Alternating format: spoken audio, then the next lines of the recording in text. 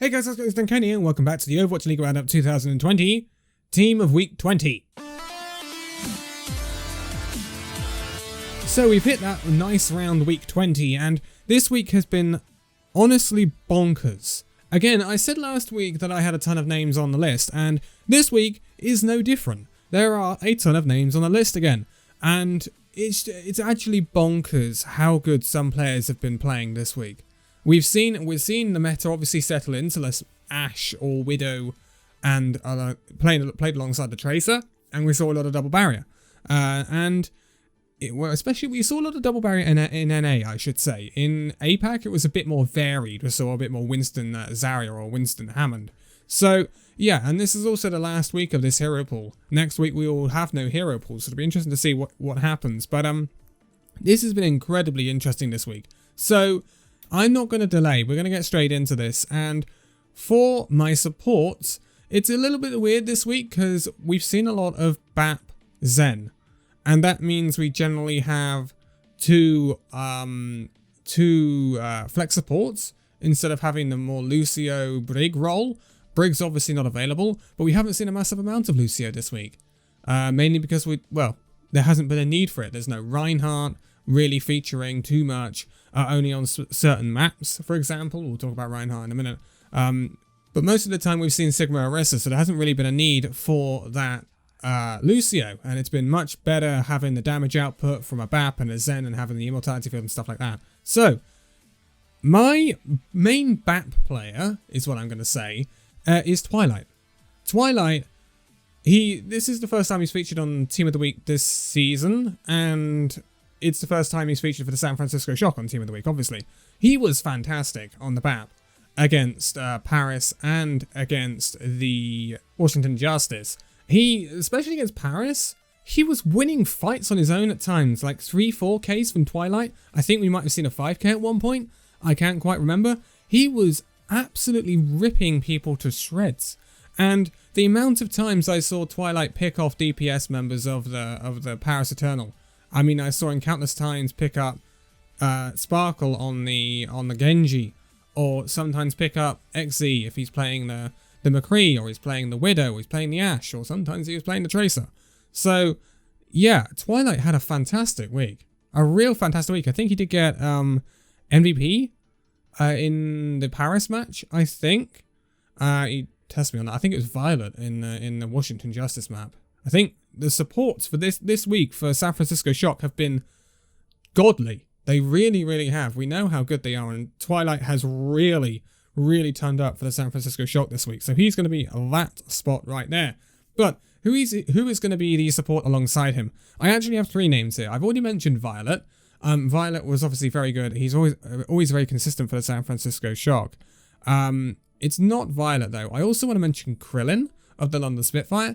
It may seem a bit of a wayward pick, but you look at the kill feed for Spitfire's 2 games, and yes, Glister lit up the kill feed a lot, Babel lit up the kill feed a lot, but Crillon was getting some nutty picks on Zen.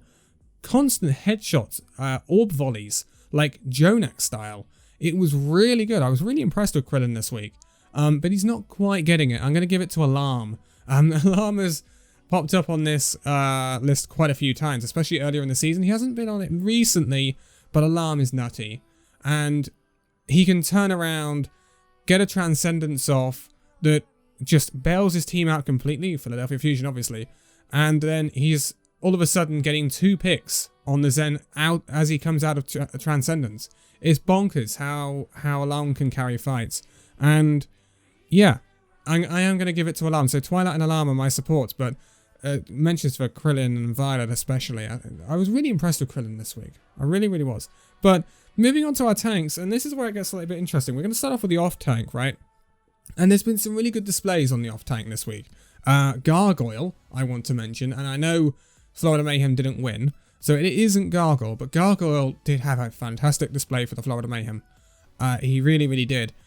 Choi Hyobin, again, as consistent as ever for the San Francisco Shock, obviously. Bernard for the London Spitfire once again. London have looked really good this week, and Bernard, he was actually really good. He went toe-to-toe with Hotburt and was not outdone, and he was by far the best off-tank on the field against Chengdu Hunters. Bernard got an incredible amount of value. He did have a few weird ults, and that's why he doesn't get the award here. But he did have a good week overall, and that's why I wanted to mention him. But getting the award will be Kioku. Now, Kioku, it's his debut in the league this week on the Hangzhou Spark, and he made a massive difference to this team. His Sigma was really, really good. Constant value, constant kills. His ult charging was really good. He was good on the Zarya as well, when we saw him on the Zarya in the more enclosed spaces. I think it was on Mecha Base. Kioku was really good, especially against the NYXL. I don't think Hangzhou Spark would have won that match without Kioku, honestly. So that's why Kioku gets this spot, and I think he is going to be possibly...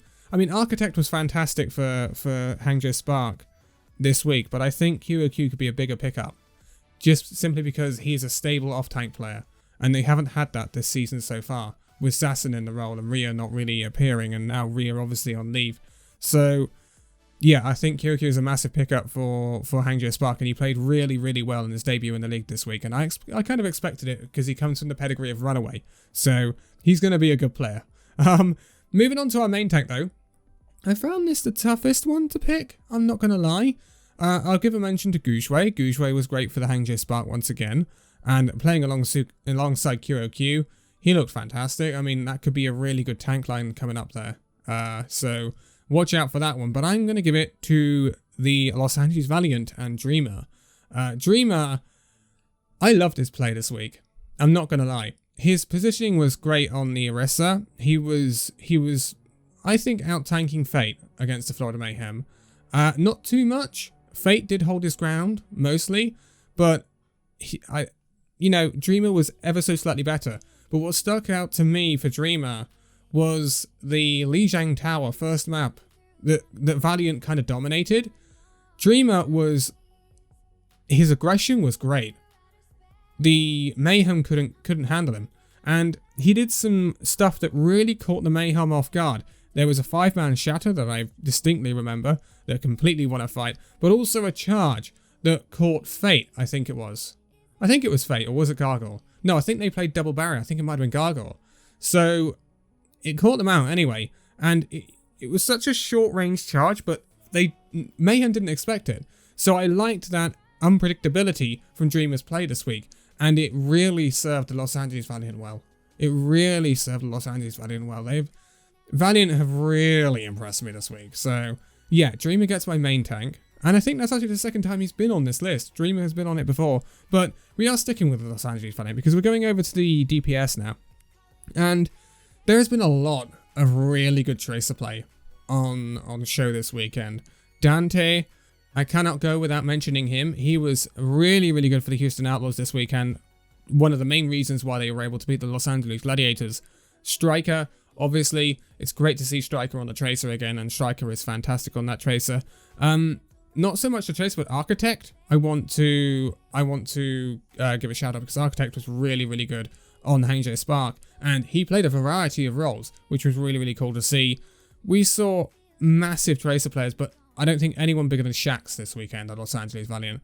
Shax, we thought Yaki was really good on the Tracer for Florida Mayhem. Shax out-tracered him, without a doubt, in that match.